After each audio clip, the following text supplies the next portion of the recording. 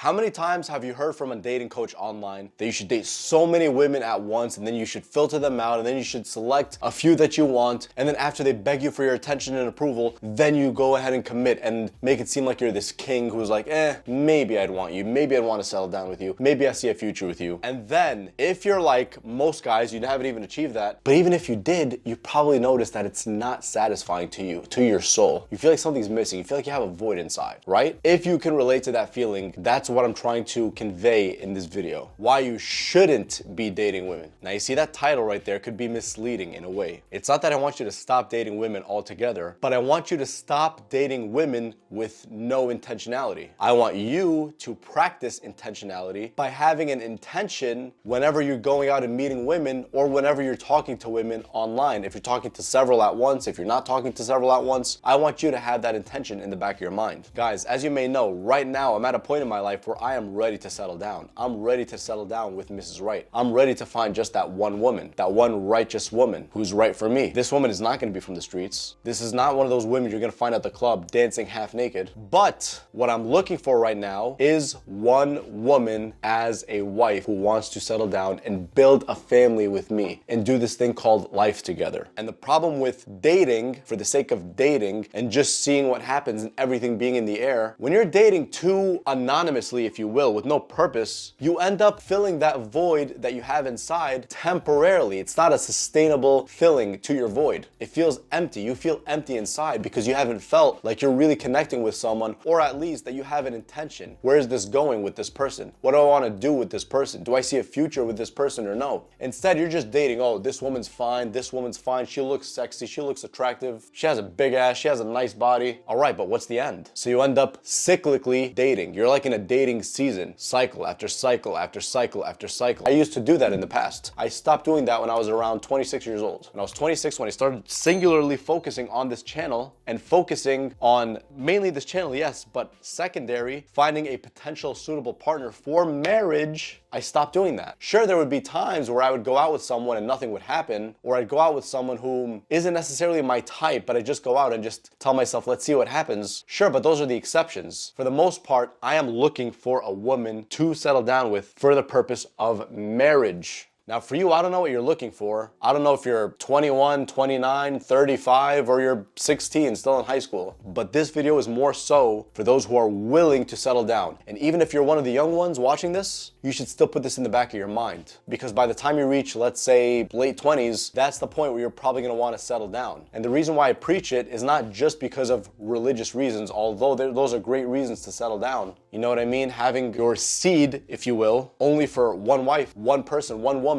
one ride or die, you're protecting yourself from doing wrong in other areas. You're protecting yourself from wasting time. You're protecting yourself from wasting energy. Instead, when you, let's say, talk to several people at once at first, in terms of, let's say, messaging, there's no problem. You're just testing the waters and see who you really click with. But then eventually you end up going with just one, that one you really, really click with. And then that person becomes yours in terms of a committed relationship. And obviously she'll feel the same. You won't be in a committed relationship with someone who doesn't feel the same. And then you take it from there in terms of a monogamous relationship that is for the sake of marriage. And I believe every man should look for this, because obviously I haven't been married, but I know theoretically it is something that you're supposed to do even religiously, and it is something that is going to keep you and this future woman in a commitment, in a great commitment, not some scary commitment like you're in this type of cage where you can't leave. Because at the end of the day, man, when you're out there spreading your seed with several other girls and you're meeting, let's say, 4 women in 1 week. There was a point in my life where I did that. I'm not gonna lie. Sure, it felt temporarily good, but long term, it wasn't sustainable. I still felt a void inside. And on top of that, I was in pharmacy school. So that was like a double distraction, not even just a regular distraction. Pharmacy school is tough as is. Plus on the side, 1 week, I went out with 4 different women. I swear to God, 1 week. But then I asked myself, what purpose does this serve? Why am I doing this? If I were to do that now, I swear to God, that would exhaust me. As a matter of fact, I don't really go out with women now, to be completely honest. Maybe sometimes I have a date and then just see what happens. But my main focus, again, is settling down with that one person, being singularly focused on that one person. The person who has the traits I want, the person who I feel super strong chemistry with, the person who I see as wifey material, a nice feminine wife. I don't want all this masculine energy and all this boss babes types of energy. No, I don't want that. And there's nothing oppressive with what I just said right right there. I don't believe it's oppressive at all. I want one person whom I can commit to, who can commit to me, whom I see as the future mother of my children. Will this person be able to raise my children? Yes or no? Is this person able to follow my lead and trust me in taking the lead?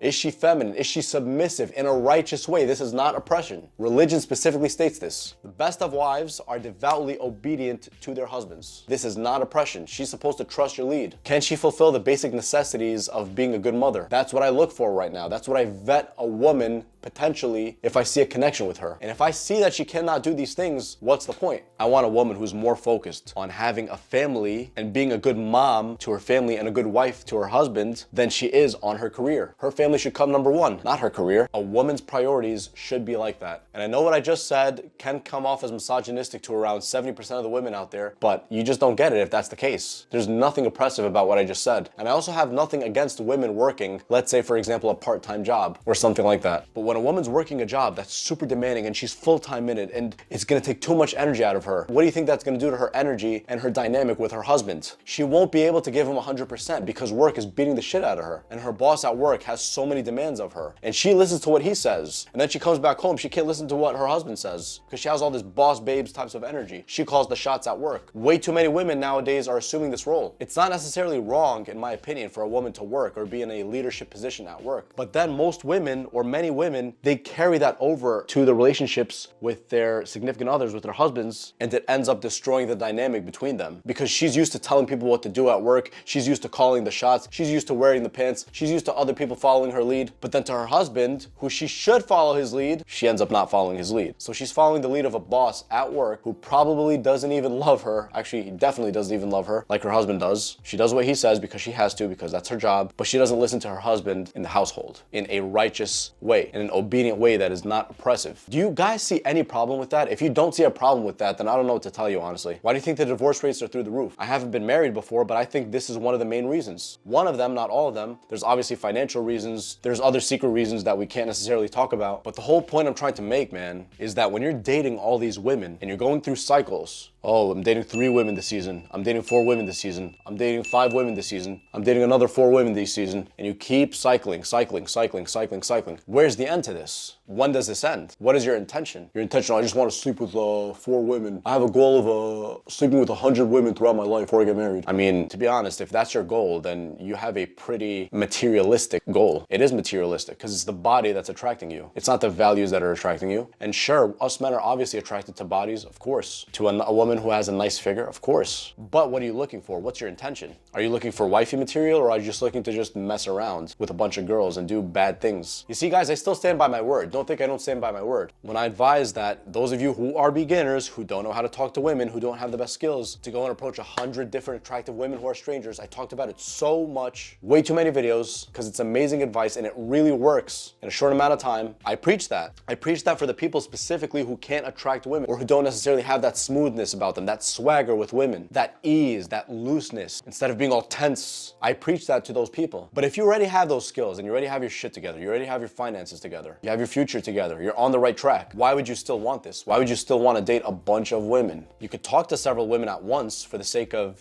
seeing who you click with, but then your intention should be for marriage. Maybe it's my fault that it didn't reiterate these words in prior videos, but this should be the intention. The intention of sticking to one woman for the sake of marriage. So next time you're dealing with a woman, just think about this. Think to yourself and be like, what is my intention with this woman? Am I doing this because I see some type of a future with this woman? Not just in terms of fun, but in terms of actual wifey material. That's more important. That's way more important. Is this someone who I could trust during the hard times? Is this someone whom I believe can be a good mother to her children? Is this someone who's going to be a good daughter to her parents and be loyal to them? Is she someone that's going to be able to follow my lead and trust me, respectfully, of course? If you're not clear about those answers, you really need to reevaluate your priorities. If you are clear about those answers, just keep searching, bro, and the right person eventually will find you, and you will find them as well.